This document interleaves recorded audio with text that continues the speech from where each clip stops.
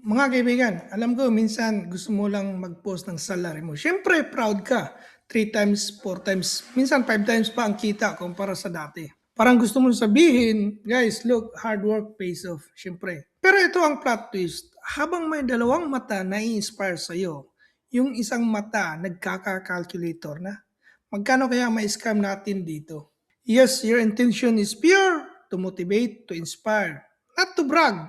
Pero hindi lahat ng nakakita ng blessings mo, blessed ang intentions. May iba, scammers na naka-standby. Parang mandurukot dun sa Cebu. Nakaraiba, nakalibay jeans at leather shoes. Looks professional. Yun pala, nag-aantay lang. Ready anytime to strike kapag may mga biktima.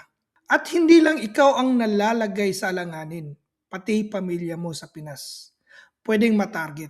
Kaya mga ka-idol, minsan mas okay nang i-keep sa sarili kaysa i-display ang sahod mo parang presyo ng gulay sa palengke. Now, ito ang pinaka-importanting real talk. Huwag mong liitin ang mga Pilipinong piniling manatili sa Pinas. Hindi mahina ang math comprehension nila. Yes, malaki ang sahod mo abroad, pero hindi lahat ng tao sahod ang habol. May iba, passion ang priority. May iba, peace of mind. May iba, basta kasama ang pamilya nila, ayos na ang buhay. At sa totoo lang, saludo ako sa mga Pinoy na kayang magtaguyod ng pamilya nang hindi kailangan umalis ng bansa. Ibang level din ang diskarte nila.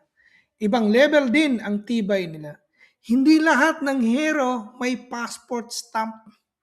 Yung iba nasa bahay lang pero sobrang tatag. Kaya respeto sa lahat ng trabaho. OFW man, taga Pinas man, nasa opisina, nasa bahay, nasa kalsada, nasa kusina, lahat yan may dignidad. Mga ka-idol, keep inspiring but stay safe. Keep rising but stay humble. Iba-iba man ang path natin, airport man yan, tricycle man yan, o jeepney, lahat ng path may kwento, may purpose, may respeto.